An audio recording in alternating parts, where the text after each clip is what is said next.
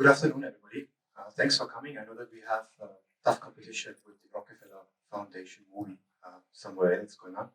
So highly appreciated that you made it to 326 for my little presentation about the Nutritional Paradox, what it stands for, and what NAMES is going to do in order to actually take it on as a method. In terms of housekeeping, I'm supposed to have about half an hour.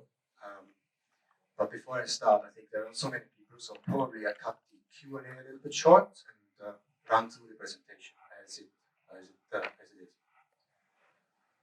So the Nutritional Paradox is an initiative that we took in order to explain why our company called NAMES really exists. The Nutritional Paradox describes the system of the agro-food industry as it stands today. I would like to draw your attention a little bit into what the consequences are of the current system and how it actually came about. So the Nutritional Paradox describes a situation wherein 300,000 plants are known for good human consumption, fit for human consumption. Yet, only 12 crops and 5 animals make 75% of all food that is consumed globally. So we have consolidated our supplies into food to an enormous degree. Just 3 crops, if I take out the top 3, today produce about 60% of all calories that we consume. So you can see that from 300,000 plants down to 3 is the consolidation that we have achieved over the last couple of decades, 100 years or so. The issue doesn't stop there, because what we actually produce today is then being processed into refined products that then leave us with calorie-rich but nutrient-poor foods that we consume. So what's the consequence out of this system? The consequence is that we today live in a world where hypothetically we produce, not hypothetically, we actually produce already enough calories for 10 billion people. Yet we're living in a world where we have 800 over million people still hungry, largely due to, I think, political ill will. The consequences on the other side of the table, meaning being overweight and obese, are actually 3 times higher. We have 2.3 billion people being overweight and obese globally today. 6 people die every minute because of just eating too much food. Then we have a whole chunk, a whole population of about 4.5 billion people that we call nutritionally challenged. What do we mean? In order to actually be well nourished today, you have to have 2 things. You have to have an income that allows you to actually afford decent food. 5 portions of fruits and vegetables today on a day-to-day basis are more expensive than junk food. And you have to have a level of consciousness that actually allows you to make choices and find the motivation to eat healthy. Because we're living in an obesogenic environment that actually seduces us on each and every single corner. Just go downstairs to the mall and you'll find all sorts of seductions happening over there with tasty food, but they are basically from the same system. So over the next decade, the next generation, there will be a reduction in hunger.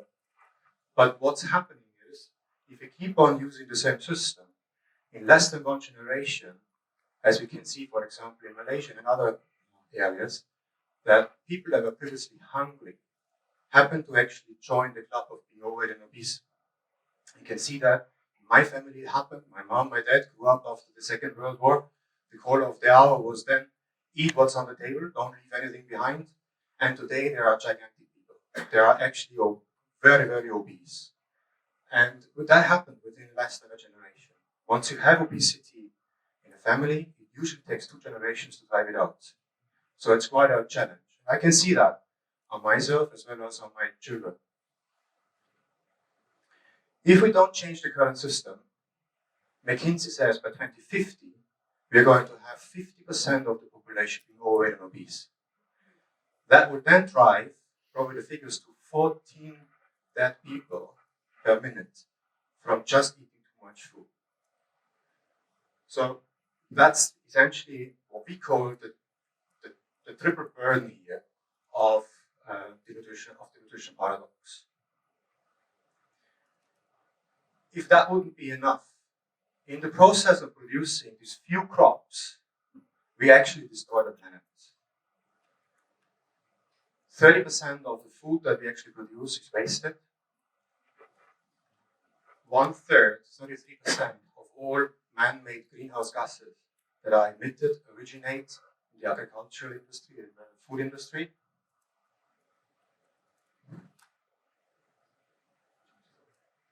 77% of all arable land that we use is actually used to feed livestock for our pleasure of just 17% of calories that we consume through animal meats. This industry uses 70% of all fresh water withdrawal that we actually have out there. And we degrade, because there's no crop rotation happening anymore, because of these few crops, we degrade land, the arable land, in an enormous speed. So today, if you go out there, there are just 33% of all arable land. Some people say 40% of all arable land is already degraded, meaning it's not productive anymore.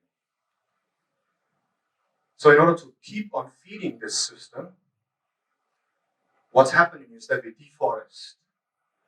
1 football pitch every second, we lose primary forests in order to feed that system. So here are the quadruple burden of the nutritional paradox that we describe. Essentially, we have hungry people, we have people that are overweight and obese, we have nutritionally challenged people, and we are destroying the planet in the process of feeding all these people. Another consequence of this is that we actually have missing markets.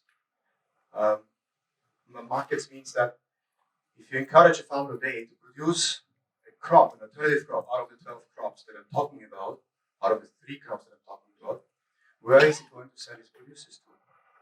The markets are gone. So therefore, we can't actually bring back scale anymore. We know that the suicides are on the rise, particularly on the farms. And that is not only a developing country issue, this is also a developed country issue. The cost of malnutrition, this is a Citibank data point, is today $3.5 trillion. So NAMES essentially is an organization that I've co-founded about 5 years ago.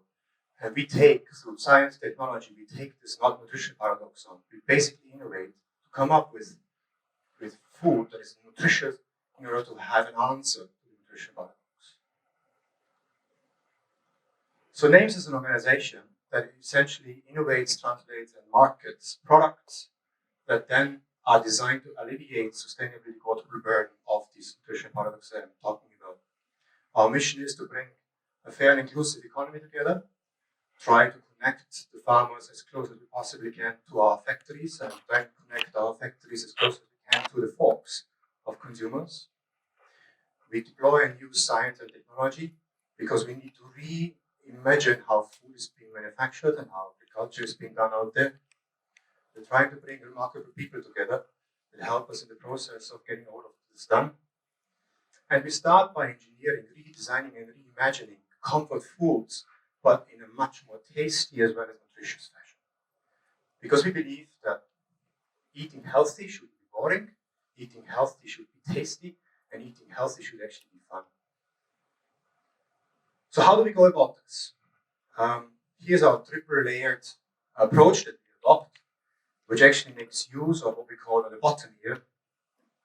On the bottom is the use of future fit crops towards global nutrient security. So what we actually mean by that is to say, okay, if there's degraded arable land, can we actually bring crops back onto this degraded arable land so that we are out of the competition with cash crops to start with? Plus, if the degraded arable land happens to be a smallholder farming community base, then therefore we actually bring income back to the smallholder farming communities. Actually, that is not the big challenge, because we know of crops that thrive very, very well in undegraded arable land that is dry and has very, very poor soil. We know things like the Bambara groundnut or lupine, a couple of those that I could refer to. The big challenge is actually then to link these crops into a supply chain that then reaches the consumer, for the consumers to help us generate the demand for them then to have a supply chain that warrants has a fair distribution of the profits behind it. In the middle here, you see agri, bio, life sciences for impactful innovation. Why is this important? Because over the last 150 years, the way we actually manufacture food is highly specialized. If you think about a flour mill, for example, there's a very, very tight specification of the flour of wheat, for example, that hits the factory. If the supply is outside that specification, the mill struggles to process it. So let alone bringing a new crop into the flour mill. It just doesn't happen. It doesn't work like that. Same thing with instant noodles, for example. Instant noodles, 85% of all instant noodles are deep fried because it's a very efficient way of dehydrating. So how can we actually redesign all of this is what we ask in the second layer. On top of it is the moment we go about designing comfort foods, processed foods, we think about a complete diet and say, how can this particular food that we design on a particular occasion contribute towards a complete food? How can we actually bring, for example, plant protein into a noodle dough in order to have a better nutritional profile? So it all starts essentially by understanding how consumers behave, how consumers make decisions, and then everything else is basically a cascading down effect from the top to the bottom. Over the next 3 slides, I'm giving you an example of what we have done so far. This is our this is a project that we are running as we are speaking. So it's basically redesigning an Asian comfort food, where we took on a gigantic industry called instant noodles. Instant noodles in the world are about 100 billion portions. 100 billion portions of instant noodles. We have 7.8 or 7.7 billion people on the planet, right? But we are producing 100 billion portions of instant noodles every year. So you can imagine how big that industry is. It's about 25 to 30 billion US dollars in size. So the soft drink market somewhere is in the same sort of category. And we all love it. It's a comfort food that I have friends in Indonesia that can't go to bed unless until they eat a spoonful of Indomie, right? Because it is so comforting for them. It's cheap and cheerful, you know what you get. It's available in 3 minutes, you are done, or even on the go, you can run with it. So it is a difficult challenge actually to redesign this particular comfort food because the average selling price is say 25 to 30 US dollar cents per portion. So you don't have commercially a big lever to play around to bring in nutrients and whatnot. You're immediately out of the market if you play around on the wrong levers here. So what we have done is we basically came up with an innovation that is a patented process thing that basically resides on 3 things. One is, let me start with the left side, for you the right side, which is fooling the brain. Now, instant noodles are deep fried. The reason they are deep fried is because it's a very, very efficient way of dehydrating the noodle to achieve shelf life. So 20%, roughly, between 18 and 20% of the instant noodle itself is fat, is palm oil, is fried oil. But all because we are doing this for almost now 80 years, we love taste. So the question we asked ourselves when we started this project is, what can we do in terms of sensory, in terms of design of the product that actually makes the brain to believe it's eating something deep fried while it is not. Therefore, we looked at what are the thresholds of the oil that we intake and taste actually. So there's a lot of sensory evaluation that we have done. We have developed several ingredients that actually then we put into the dough and actually make the instant noodle taste like as if it would be fried. And people can't really distinguish the difference. Therefore, we end up by making the dough differently, so a different composition of matter. And then the big one is that we actually took on the deep frying. The big challenge here is, yes, you can do air drying, no problem. But deep frying takes you 4 minutes, air drying 40 minutes or 45 minutes. You see where the cost of production goes? Tenfold higher. The factories become 10 times bigger. So it is not really a viable position for us to go and do air drying. We needed to come up with a technology that actually fits on the very same footprint in terms of kilograms per square meter as existing deep frying technologies. That was the big challenge. Sorry, you can't see that properly, but I hope it's okay. So this project is today 5 years in its making, and I'm quite proud to tell you that from an ideation that we had, an idea that was created some time back, about 5.5, 6 years ago, we have gone through lab processes. We have gone into designing a prototype where we actually took toilet paper technology into consideration and actually made it work. We then went into doing a pilot plant. The pilot plant today is actually now a factory in Iskandar in Malaysia. And from there, these two pictures were just made 2 weeks ago at our first installation of our first industrial line. 300 million portions worth of capacity on the very same footprint as the previous line was there, which was a deep frying line. So what does all this technology and this innovation really mean in terms of impact that we can generate?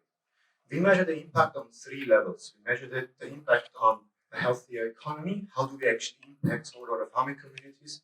For example, would be one measure.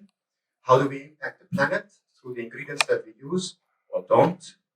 And how do we actually impact the human health by offering a food that goes towards a complete diet?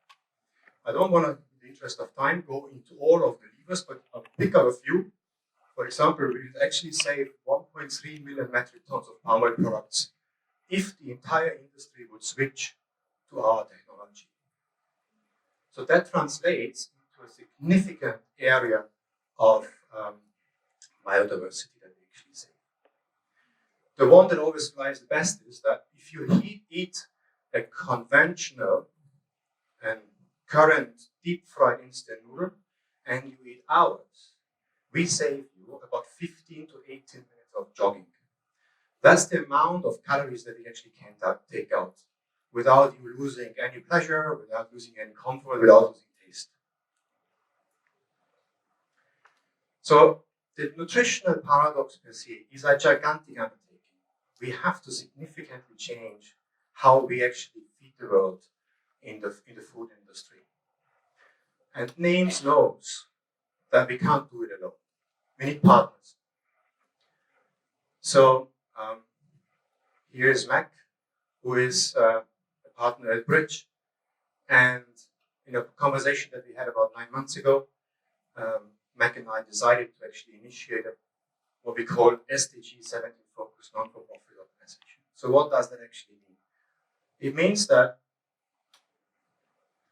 we bring together in a partnership, we bring together relevant technology, policy making, financial innovations in order to really create a holistic concept of what is wrong in this journey. We implement those together with partners that we do. So what is different from what we take is this. The Nutritional Paradox brings actually people with courage and care and agency into one room.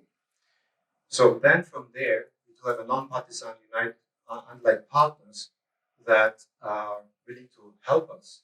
We change the way we see the world through breakthrough experience events. I'm going to speak and show you a couple of slides as we are going through the slides. We have transformational change makers who actually help people to do that, to actually work with other industries in the process. We have breakthrough sciences. One I have shown you, the instant noodle, for example, but we are working on many more, and we're generating even third-party solutions as we go. And then there is a global network of people that have interest to work with us. So our foundation, or not-for-profit organization, is actually aiming at 3 things. What we're trying to do is we're trying to bring a tribal community together. We are running, so the tribal community are people from all walks of life. We would like to invite them to actually be aware of what this nutrition paradox is all about, what the quotable burden is, and what sort of solutions are already out there but need to be scaled up. Solutions such as our instant noodle industry, our instant noodle business, that are uniquely designed by Bridge, and we've conducted our first one in KL about 6 weeks ago. So the event aims to bring a multi-stakeholder group of people together in a room. We had about 80.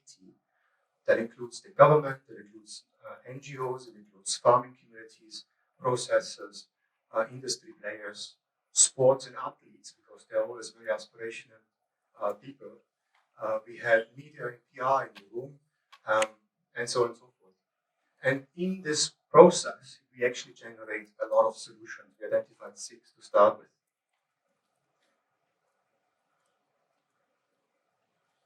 The next couple of slides, running out of time, the next couple of slides are just showing you a couple of pictures of what we have done in our first B event and how we actually look like over there.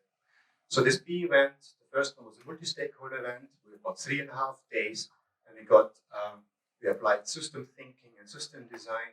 We applied exercise, there was a sports evening, there was a cultural evening, and all sorts of things we did.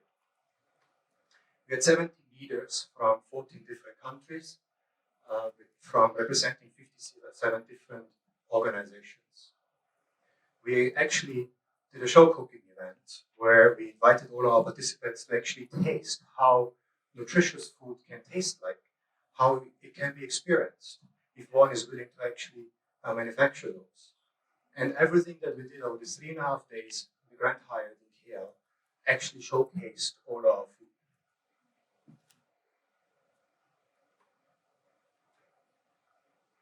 So over these 3.5 days, we developed then a number of solutions. So 6 were finally then presented to a panel, which, for example, Croatia took part of. And we ended up by individuals actually on the last day making personal commitments to say, and that's what I'm going to do either in my organization, in my personal life, or in my immediate environment, meaning family, friends, and what have you.